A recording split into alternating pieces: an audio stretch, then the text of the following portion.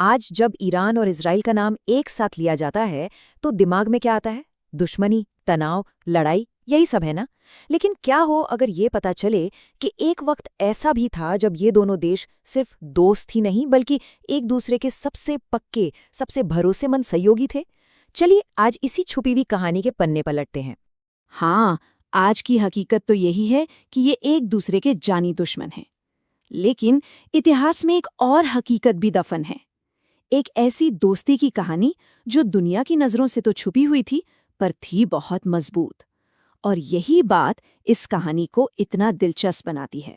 तो ये कहानी है एक ऐसी दोस्ती की जिस पर आज की तारीख में यकीन करना मतलब बहुत मुश्किल है।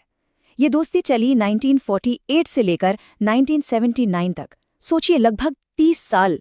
एक ऐसी पार्टनरशिप जिसे बहुत ही खामोशी से पर्दे के पीछे निभाया गया।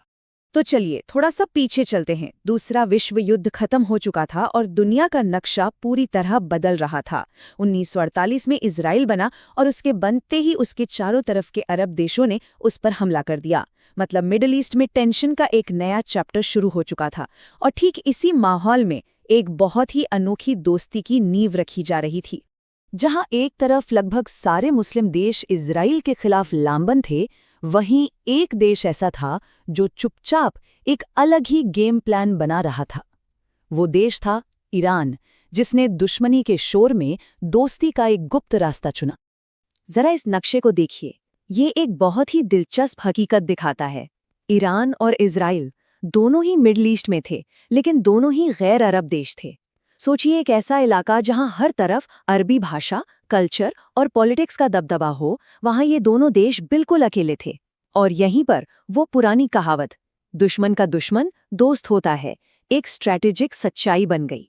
उस वक्त ईरान के बादशाह थे शाह मोहम्मद रजा पहलवी। उनका एक सपना था ईरान को एक मॉडर्न वेस्टर्न देश बनाना। वो अमेरिका के काफी करीब थे और टेक्नोलॉजी की ताकत को अच्छी तरह समझते थे। उनकी सोच एकदम साफ थी, अगर इजराइल जैसी टेक सेवी पावर मजबूत होगी तो ये ईरान के हक में भी होगा। तो ये दोस्ती सिर्फ हवा में नहीं थी, मतलब सिर्फ सोच विचार तक सीमित नहीं थी। इसके पीछे बहुत ठोस वजहें थी। चलिए देखते हैं कि इस पार्टनरशिप के वो 3 मजबूत पिलर क्या थे। इस पूरे रिश्ते की, इस दोस्ती की जो सबसे बड़ी कड़ी थी, वो था तेल। उस जमाने में इजराइल एक नया नया देश था।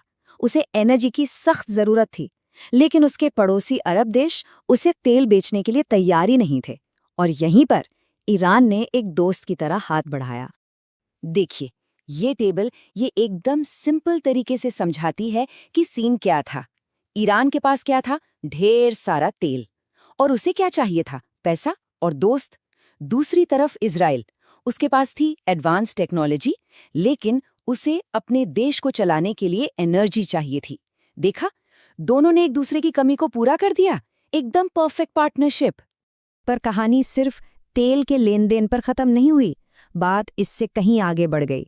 जल्द ही ये रिश्ता एक गहरे मिलिट्री कोऑपरेशन में बदल गया। दोनों देश एक दूसरे को हथियार, टेक्नोलॉजी और ट्रेनिंग देने लगे। और फिर आता है इस दोस्ती का सबसे सीक्रेट, सबसे गहरा हिस्सा, उनकी इंटेलिजेंस एजेंसीज की जुगलबंदी। एक तरफ इजराइल की मोसाद और दूसरी तरफ ईरान की सावाक। और यकीन मानिए, ये दोनों अपने ज़माने की सबसे खूंखार और पावरफुल एजेंसियों में से थी। और ये एक टीम की तरह काम कर रही थी।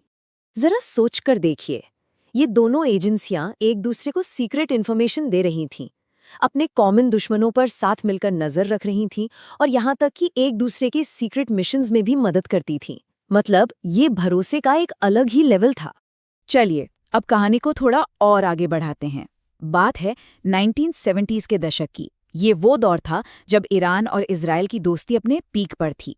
बाहर से देखने में ईरान खूब तरक्की कर रहा था, लेकिन अंदर ही अंदर कुछ और ही पक रहा था। इन तस्वीरों को देखिए जरा। ये है 1970 का तेहरान। मॉडर्न बिल्डिंग्स, चौड़ी सड़कें, वेस्टर्न कपड़े। ऐसा लग रहा था मानो शाह का सपना सच हो गया हो। ईरान मिडल ईस्ट का एक मॉडर्न हब बन रहा था और इस तरक्की में अमेरिकी और इजरायली मदद का बहुत बड़ा हाथ था। लेकिन इस सारी चमक दमक के पीछे ईरान के जो आम लोग थे, जो धार्मिक गुरु थे, उनके मन में एक डर बैठ रहा था। उन्हें लग रहा था कि इस वेस्टर्नाइजेशन यानी पश्चिमीकरण के चक्कर में देश अपनी इस्लामी और कल्चरल पहचान खो रहा है, और ये आवाज़ धीरे धीरे बहुत मजबूत होती जा रही थी। तो बात यह है कि 1979 की इस्लामी क्रांति होने से ठीक पहले तक ईरान और इजराइल के बीच लगभग 30 साल तक एक छुपी हुई पर बहुत ही मजबूत दोस्ती कायम रही। तो इस 30 साल की दोस्ती में क्या क्या था? ट्रेड था, तेल की सप्लाई थी, मिलिट्री कोऑपरेशन था, और सबसे बढ़कर इंटेलिजेंस शेयरिंग। सीधी सी बात है, उस इलाके में जहां उनके चारों तरफ दुश्मन थे, वो एक दूसरे के सबसे बड़े, सबसे भरोसेमंद साथी थे। लेकिन फिर सवाल उठता है कि अगर दोस्ती इतनी गहरी थी, सब कुछ इतना सही चल रहा था, तो फिर ये दोस्त दुश्मन कैसे बन गए? आखिर 1979 में ऐसा क्या हो गया जिसने पूरी कहानी को 180 डिग्री घुमा दिया?